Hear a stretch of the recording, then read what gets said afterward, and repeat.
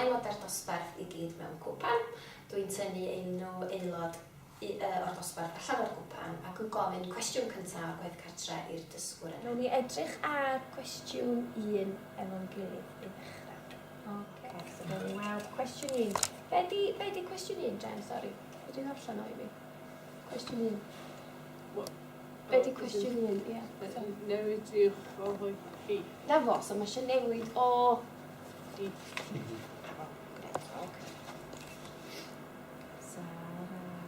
Sara. Be di lliw I lygu do? Be di lliw llygu chi. Os di'r dysgwr yn gwybod yr ateb, mae'n deud yr ateb ar lafar ac mae gweddill aelodau'r dosbarth yna yn nodi os ydy'r dysgwr yn gywir neu'n anghywir. Di Sara yn gywir neu'n anghywir? Gywir. Gywir! Ie, da iawn, gret. Na fo, bendigedig. Os dydy'r dysgwr ddim yn siŵr iawn o'i ateb, mae gynno fo 3 dewis. Y dewis cyntaf ydy hanner-hanner. Lle mi ydw i'n rhoi 2 gwestiwn ar y bwrdd gwyn, 2 ateb posib ar y bwrdd gwyn, un yn gywir ac un yn anghywir, a mae'r dysgwr yna'n dewis un o'r atebion hynny. Mae'r dysgwr hefyd yn medru ffonio ffrind, sef dewis enw aelod arall o'r dosbarth o'r cwpan, neu'r dewis ola ydy gofyn i'r dosbarth. Felly mae aelodau'r dosbarth I gyd efo bwrdd gwyn bach a beira bach I sgwennu ar y bwrdd gwyn. Maen nhw gyd yn sgwennu I atebion ar y bwrdd gwyn ac ar ôl 3 yn dangos I atebion a mae'r dysgwr yna'n dewis yr ateb mae o'n gredu sy'n gywir lle. Reit, cwestiwn cyntaf, be di lliw I char hi? Ryan, dwi'n pigo lot am ti heno. So, be di lliw I char hi?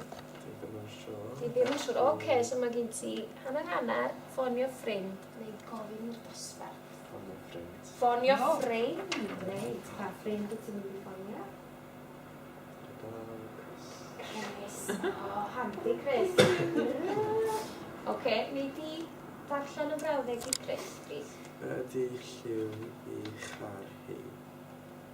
So, be ydy lliw I garol? Be di lliw I garol? Be ti'n fel, Ryan? Gwrw. Cywir? Gyrru. Cywir, ie, be da chi'n meddwl? Gywir. Cywir, da iawn. Ffrind da I ffonio? Ie, da iawn. Jen. Be ydy ei henw hi? Ei henw hi? Dwi ddim yn siŵr hefyd. Ti ddim yn siŵr. Hanner. O, oce. Gyda ni opsiwn A.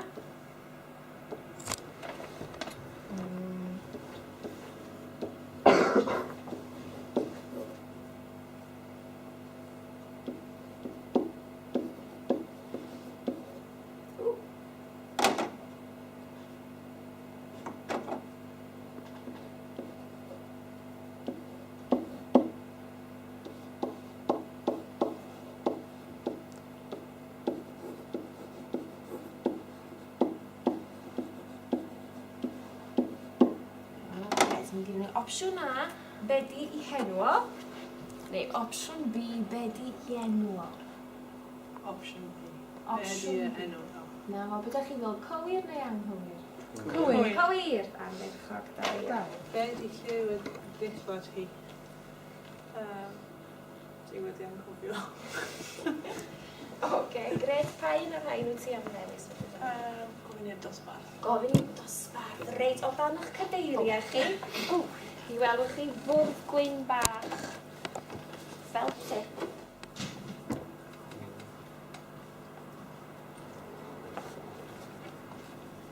Oce.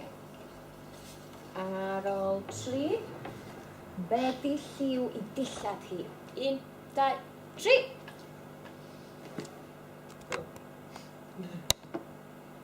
Oce, Sara. Be di lliw I dillad hi? Be di lliw I ddillad o? Da iawn. Cytuno, pawb yn cytuno. Ardderchog, da iawn chi. Diolch, dosbarth.